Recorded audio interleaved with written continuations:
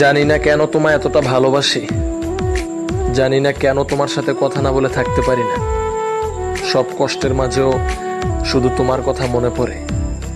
একা থেকেও চোখ বন্ধ করলে সাথে তোমাকে দেখি। ভুলিতে পারি না সৈব